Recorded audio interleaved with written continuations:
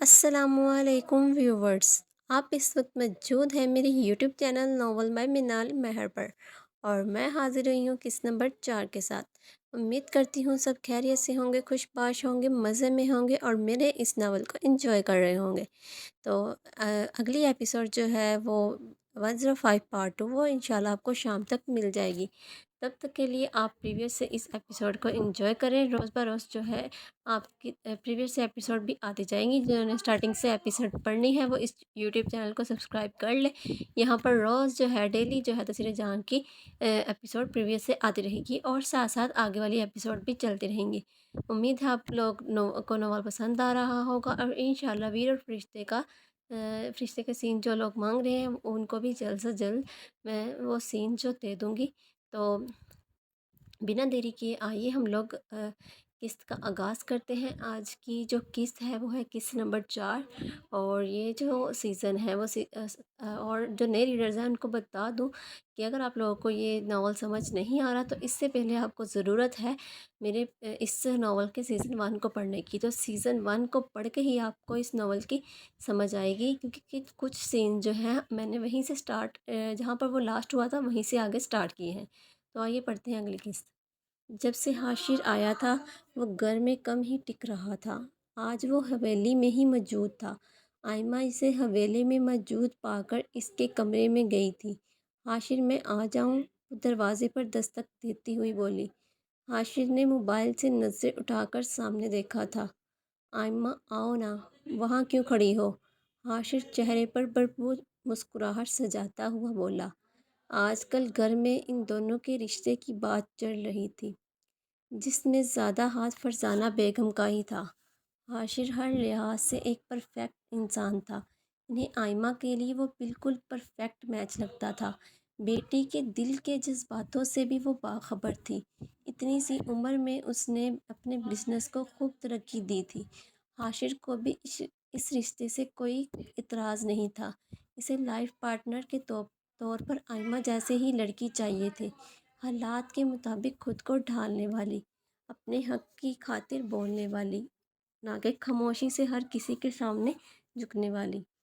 तुम तो ईद का चांद हो गए हो। पहले तो महीनों महीनों शहर से नहीं आते, अब आ गए हो तो भी टिक कर नहीं बैठ सकते। बंदा दो घड़ी घर वालों के साथ ही बैठ जाता है। वो नाराज़गी से सोफे पर टिकती हुई बोली। वो कभी भी इससे नहीं झिझकती थी, बल्कि वो बिला झिझक अपनी हर बात इससे कर लेती थी। सॉरी यार, थोड़ा मसरूफ़ था। तुम बताओ पढ़ाई कैसे जा रही है? वो माजरत करता शाइस्तगी से बोला। अच्छी जा रही है, वो भी जवाबन धीमे से बोली। हाशिर, एक बात पूछूं आपसे? ऐसी बात पूछते थोड़ा अजीब सा भी फील हो रहा था, लेकिन वो दिल की पुकार पर लब्बैक कहती पूछ ही बैठी। बिल्कुल पूछो, क्या पूछना है? वो हशाश बशाश लहजे में बोला। आपको पता है, घर में हमारे रिश्ते की बात चल रही है। आपको इस रिश्ते पर इतराज़ तो नहीं? वो धड़कते दिल से अब उसके जवाब की मुंतज़िर थी। वैसे इतराज़ तो मुझे काफ़ी हैं, वो कहता हुआ खामोश हो गया। आइमा का रवां रवां समात बन गया। चेहरा यकदम मुरझा सा गया। तुम्हारी नाक काफ़ी टेढ़ी है। चलो खैर, मुझे चलेगा। तुम्हारी छोटी छोटी आंखें मुझे बिल्कुल नहीं पसंद। चलो खैर, फिर भी मंजूर है। और तुम्हारे कान ज़रूरत से ज़्यादा बड़े हैं। और तुम्हारी आवाज़। वो मज़ीद गौहर अफशानियाँ करता जब आयमा सदमे से चिल्ला उठी। हाशिर, वो चीखती हुई बोली। इसके अंदाज़ पर हाशिर कहका लगाकर हंसता चला गया। आयमा ने नाराज़ नज़रों से इसकी तरफ देखा। वो नाराज़गी जताती हुई गुस्से से वाक आउट कर गई। मिशाल की ईमानदारी पर इसके रिश्ते की बाबत सारे घर में फैल चुकी थी। अरहम को भी मस्बत जवाब जा चुका था। सादिया, मुझे यकीन नहीं आ रहा भाईजान ने हमें पूछना भी गवारा नहीं किया, बस अजनबियों की तरह बता दिया। मैं तो इस रिश्ते के हक में हरगिज़ नहीं हूँ। असद साहिब परेशानी से इधर उधर टहलते हुए बोले। ये सारी कारस्तानी فرزانہ بیگم کی تھی۔ وہ جلدی مچاتی ہوئی ارحم کو اقرار پہنچا چکی تھی۔ اسد صاحب کو جب خبر ہوئی تو وہ یوسف صاحب سے خوب لڑ کر آئے تھے۔ بھائی، کیا پتہ میری مشال کی قسمت میں یہی ہو، اور کیا پتہ کہ ارحم اس کے حق میں بہتر ہو۔ مجھے لگتا ہے انہوں نے کچھ سوچ سمجھ کر ہی فیصلہ کیا ہوگا۔ سعدیہ بیگم ان سے زیادہ خود کو تسلی دے رہی تھی۔ اتنا ہی اچھا ہوتا تو آئمہ کے لیے ہاں نہ کر دیتی بھابی بیگم۔ میں جانتا ہوں اس ارحم سفیر کو، وہ کسی بھی لحاظ سے ہماری مشال کے قابل نہیں ہے۔ اسد صاحب پیشانی پہ بل سجاتے ہوئے بولے۔ تو کیا کرنا ہے بھائی؟ وہ پریشانی سے ان کا چہرہ دیکھ کر بولی۔ بھائی صاحب کا تمہارے حق میں کیا گیا فیصلہ کتنا غلط تھا۔ میں تب بھی تمہارے اس رشتے کے خلاف تھا، تب میں اعتراض نہیں اٹھا سکا کیونکہ میں خود ان کے رحم و کرم پر تھا، مگر اب میں ایسا ہرگز نہیں ہونے دوں گا۔ میں جانتا ہوں ان سب میں زیادہ ہاتھ بھابی جان کا ہے، مگر جو بھی ہو میں سوچ چکا ہوں ہمیں کیا کرنا ہے۔ وہ بڑی سنجیدگی سے غیر مرئی نقطے پر نگاہیں ٹکا کر بولے۔ سعدیہ بیگم پریشانی سے انہیں دیکھ کر رہ گئی۔ صارم اور اذہان کو ایک بہت بڑا پروجیکٹ ملا تھا جس پر وہ دل لگا کر کام کر رہے تھے۔ مسٹر شوکت کا یہ پروجیکٹ ان کی بیٹی فائزہ سنبھال رہی تھی، جو اذہان پر ضرورت سے زیادہ مہربان تھی۔ اذہان، آج دوپہر لنچ ٹائم پر تم کیا کر رہے ہو؟ میں سوچ رہی تھی کیوں نہ ہم دونوں کسی اچھی سی جگہ پر لنچ کر چلتے ہیں، کیا کہتے ہو؟ وہ خوشی سے بھرپور انداز میں بولی۔ صارم نے اپنی مسکراہٹ دبائی تھی۔ اذہان نے اسے گھور کر دیکھا۔ میں ضرور چلتا فائزہ، مگر آج میں بہت بزی ہوں۔ دراصل میں پچھلے کچھ دنوں سے ماما کو وقت نہیں دے پا رہا، تو آج میرا ان کے ساتھ کچھ وقت گزارنے کا ارادہ تھا۔ اذہان بمشکل مسکراتے ہوئے بولا۔ فائزہ کی مسکراہٹ سمٹی تھی۔ اوکے، پھر کبھی صحیح۔ اوکے، پھر کل ملاقات ہوگی۔ وہ اپنی چیزیں سمیٹتی ہوئی اس کے کیبن سے نکلتی چلی گئی۔ لڑکی پوری طرح فدا ہے میرے یار پر، صارم دانتوں کی بھرپور نمائش کرتا ہوا بولا۔ بکواس بند کر، میری آفت کی پڑیا کو بھنک بھی لگ گئی، اس فائزہ کے ساتھ ساتھ میرا بھی گلا دبا دے گی۔ اذہان کانوں کو ہاتھ لگاتا ہوا بولا۔ کتنا ڈرتا ہے تو نشوہ سے؟ صارم قہقہہ لگاتا ہوا بولا۔ ڈرتا نہیں ہوں، محبت کرتا ہوں اس سے، اس کی ناراضگی سے ڈر لگتا ہے، وہ سنجیدہ چہرے سمیت بولا۔ صارم نے اس کے کندھے پر ہاتھ رکھ کر ہلکی سی تھپکی دی۔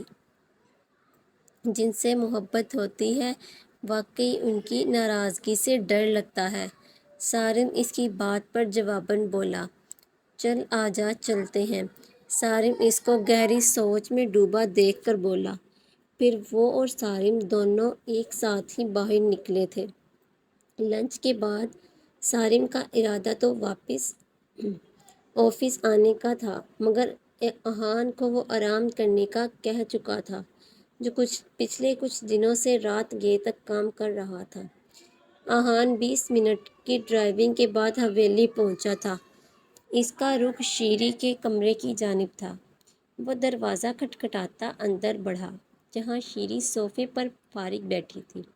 اسے اندر آتا دیکھ کر باہیں پھیلا گئی۔ میرا چاند، آج اس وقت حویلی، خیریت ہے؟ وہ اس کا ماتھا چومتی ہوئی بولی۔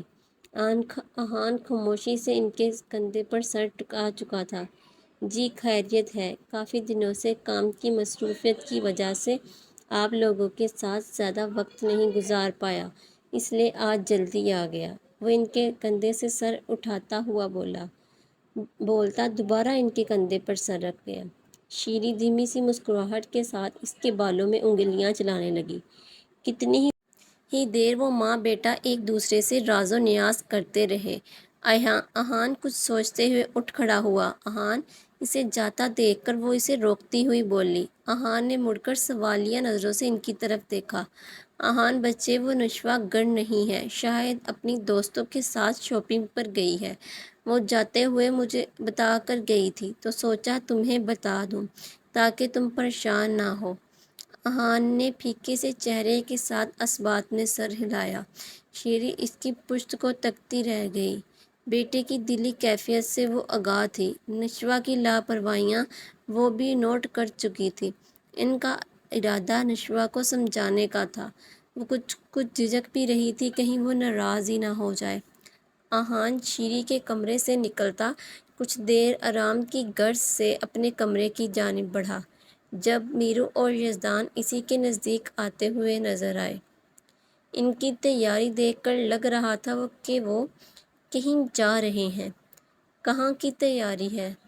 احان انہیں ایک ساتھ دیکھتا خوشگوار حیرت سے بولا۔ انہیں ایسے دیکھ کر احان کے دل میں حسرت سی رہ جاتی تھی۔ کاش نشوہ بھی میرو کی طرح ہوتی، مگر وہ تو اس کے معاملے میں کچھ زیادہ ہی لاپرواہ واقع ہوئی تھی۔ میرو کو باہر جانا تھا تو بس پہلے کچھ دیر گھومیں گے، اس کے بعد رات کو ڈنر کر کے واپس آئیں گے۔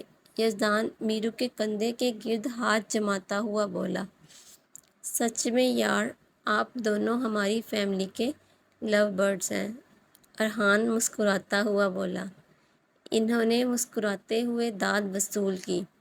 میرو نے اس کا اترا چہرہ دیکھ کر نشوہ کی اچھے سے کلاس لینے کا سوچا۔ چلتے ہیں پھر، وہ اسے کہتے باہر کی جانب بڑھ گئے۔ احان بھی تھکے سے انداز میں اپنے کمرے کی جانب بڑھ گیا۔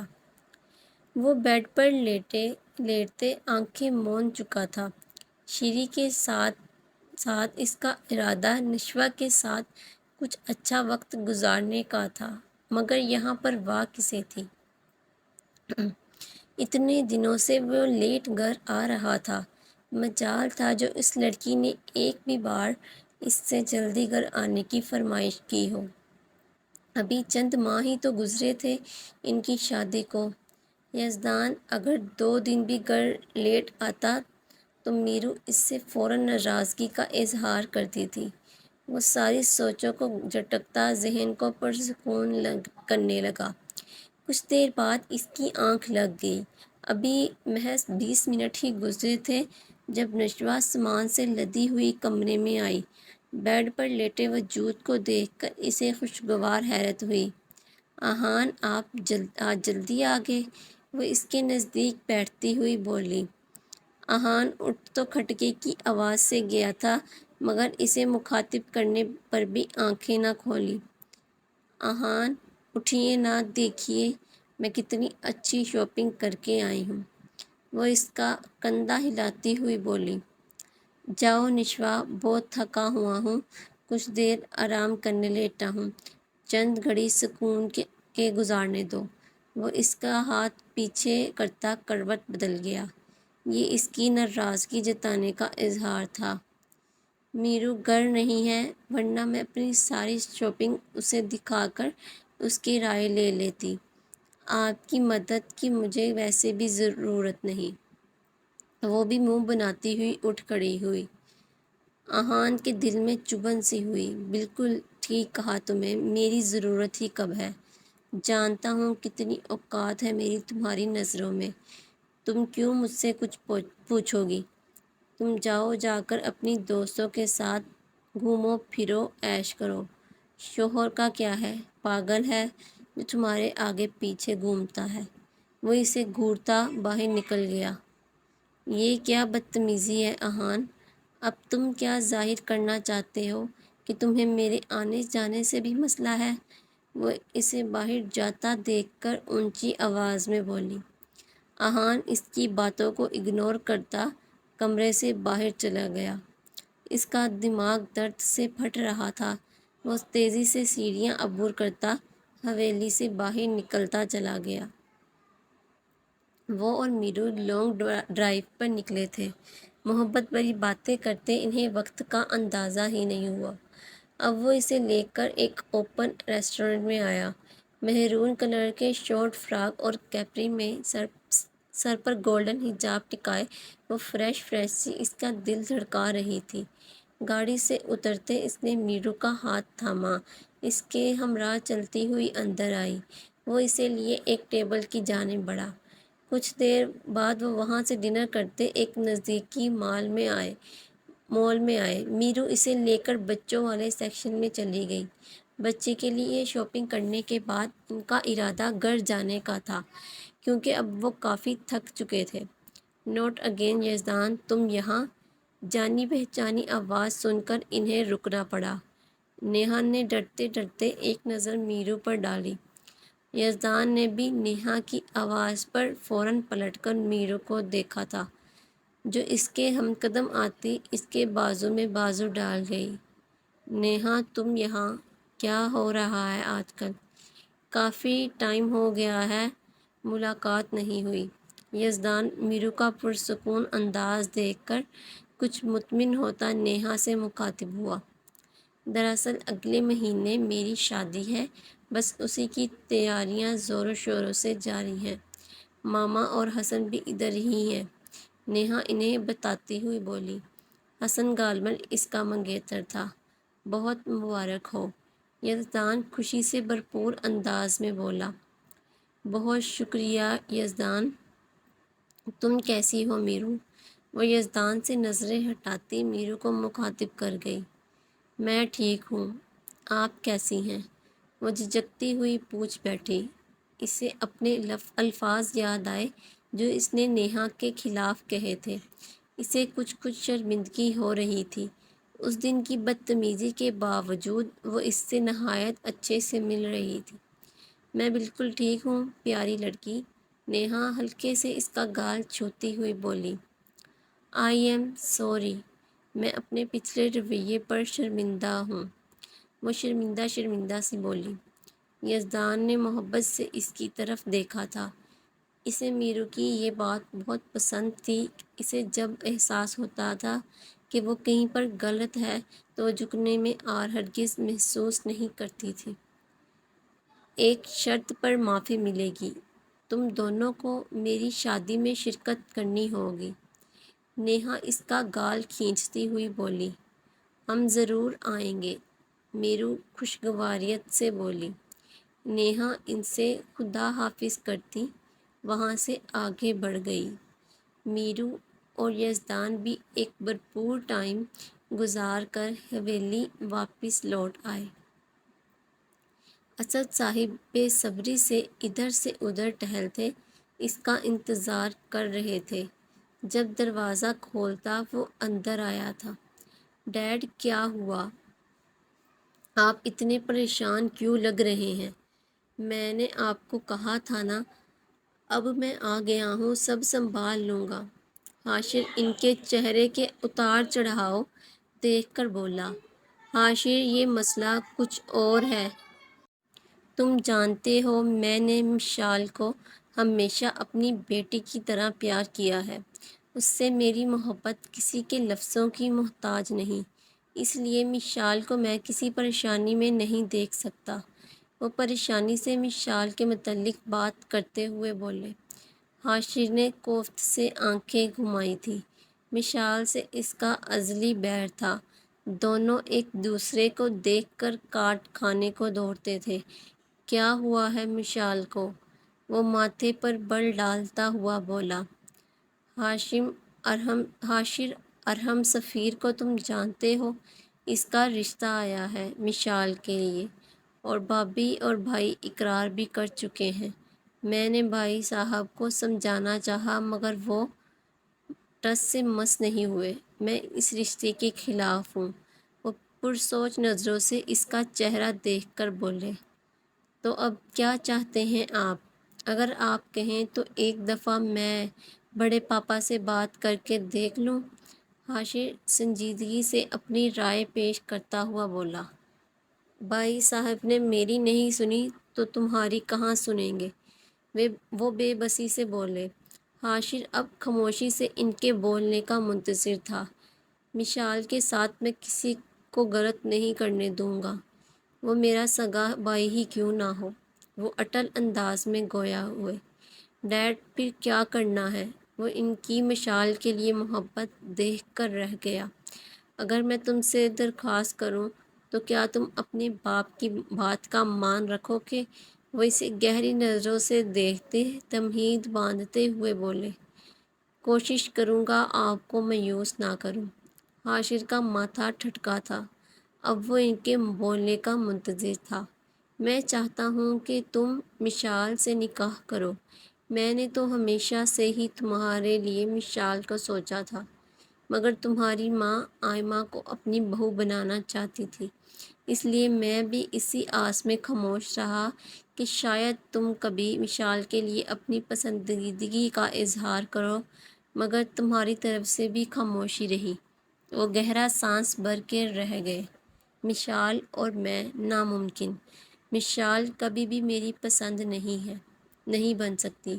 اگر میں کبھی بھی اپنی رضامندی دیتا تو وہ آئمہ کے لیے ہوتی، مشال کے لیے نہیں۔ وہ اپنی دل کی بات کہتا، ان کا چہرہ تاریک کر گیا۔ کیا برائی ہے مشال میں؟ اتنی پیاری بچی ہے، رشتوں کو جوڑنے والی، سب کا مان رکھنے والی۔ وہ مشال کی خوبیاں اس کے سامنے بیان کرتے ہوئے بولے، ڈیڈ، مجھ میں اور مشال میں زمین آسمان کا فرق ہے۔ ہم ساتھ جڑ بھی جائیں تو خوش نہیں رہ سکتے۔ ہماری سوچ میں، ہماری پسند میں، حتیٰ کہ ہماری ہر چیز میں تضاد ہے۔ ہم ایک دوسرے کے لیے نہیں بنے۔ وہ ان کے سامنے اپنے دل کا حال رکھتا ہوا بولا، ٹھیک ہے بیٹا، تم جا سکتے ہو۔ میں تم پر کوئی زور زبردستی نہیں کروں گا، میں خود ہی کچھ حل نکال لوں گا۔ وہ کہتے ہوئے رخ موڑ گئے۔ حاشر بے بسی سے انہیں دیکھ کر رہ گیا۔ وہ اس موقع پر اپنے باپ کو اکیلا نہیں چھوڑ سکتا ہے۔ ٹھیک ہے ڈیڈ، جیسا آپ چاہیں گے ویسا ہی ہوگا، وہ بے بسی سے کہتا حامی بھر گیا۔ تم سچ کہہ رہے ہو؟ وہ خوشی سے بھرپور انداز میں انہیں سینے سے بھینچ گئے۔ حاشر محض اسبات میں سر ہلا کر رہ گیا۔ وہ بے مقصد سڑکوں پر گاڑی دوڑاتا رہا۔ جانے کیوں اس کے نصیب میں خوشیاں مکمل کیوں نہیں آتی تھیں؟ خوشیاں شاید اسے راس ہی نہیں آتی تھی۔ اس نے کبھی نشوہ سے بہت زیادہ کی ڈیمانڈ نہیں کی تھی، بس وہ چاہتا تھا جیسی محبت کا والہانہ اظہار وہ کرتا تھا ویسا وہ بھی کرے۔ جب وہ آفس سے تھکا آرہا آئے، اس کا انتظار کرے، اپنے دن بھر کی روادات اسے سنائے، اس سے فرمائش کرے، اس سے گھلے ملے، مگر سب کچھ اس کی سوچ کے برعکس تھا۔ شاید نشوہ کو یہ خوش فہمی تھی کہ وہ اس سے محبت کرتا ہے، ہمیشہ ہی اس کا پابند رہے گا، مگر یہاں وہ غلط تھی۔ وہ اپنے رشتے کو وقت دینے کے بجائے اپنے آپ میں مگن تھی۔ وہ گاڑی روکتا، اس کی بونٹ پر چڑھ کر بیٹھتا، ڈھلتے سورج پر نظریں ٹکا گیا۔ قطرہ قطرہ ڈھلتی شام اس پر چھائی کثافت مزید بڑھاتی جا رہی تھی۔ میرو اور یزدان کچھ دیر پہلے ہی گھر واپس آئے تھے۔ یزدان فریش سا لیپ ٹاپ کھولے میل چیک کرنے میں مصروف تھا جب میرو فریش سی واش روم سے باہر آئی۔ یزدان، نامحرم سے دوستی کرنے سے گناہ ملتا ہے، وہ اس کے نزدیک صوفے پر بیٹھتی بڑی سنجیدگی سے بولی تھی۔ یزدان نے حیرانی سے سر اٹھا کر اس کی طرف دیکھا۔ اب اس کی معصوم بیوی کے دماغ میں کون سی کھچڑی پک رہی تھی؟ کیا جانم؟ وہ لیپ ٹاپ سائیڈ پر رکھتا اس کی طرف مڑتا ہوا بولا، یزدان، نیہا آپی بہت اچھی ہیں، میں ان کی دوست بن جاتی ہوں، مگر آپ کو چاہیے فوراً سے توبہ کر کے ان کا نمبر موبائل سے ڈیلیٹ کر دیں۔ وہ بڑی سمجھداری سے اسے سمجھاتی ہوئی بولی۔ یزدان کا دل کیا اپنی معصوم بیوی کی چالاکی پر قہقہے لگائے۔ جانم، تم تو ایسے کہہ رہی ہو جیسے میں روز اس سے ملاقاتیں کرتا ہوں یا روز رات کو اس سے گپیں ہانکتا ہوں۔ آج کئی مہینوں کے بعد اس سے سرسری سی ملاقات ہوئی ہے۔ تمہیں فکر کرنے کی ہرگز ضرورت نہیں۔ میری محبت، دیوانگی، دوست، ہمراز، روح کی ساتھی، میری ہمسفر اور میری پوری کی پوری دنیا تم ہو۔ وہ اسے نزدیک کھینچتا دیوانہ وار اپنے تشنہ لب اس کے خوبصورت نقوش میں الجھاتا ہوا بولا۔ میرو کی زبان اس کی قربت پر بند ہو چکی تھی۔ اس کے الفاظ سے وہ پرسکون تو ہوئی تھی، وہیں دوسری طرف اس کی انتہا قربت پر اس کی دھڑکنوں نے شور مچایا تھا۔ اس نے یزدان کے سینے پر ہاتھ رکھ کر اسے دور کرنا چاہا، مگر وہ اس کی ہاتھوں کی انگلیوں میں اپنی انگلیاں الجھاتا، اسے بے بس کرتا اپنی گرفت میں قید کر گیا۔ میرو اس کی گرفت میں قید ہو کر رہ گئی۔ جی تو یہاں کس کا اختتام ہوتا ہے۔ انشاءاللہ بہت جلد حاضر ہوں گے اگلی کس کے ساتھ۔ تب تک دعا میں یاد رکھیے گا۔ اللہ حافظ۔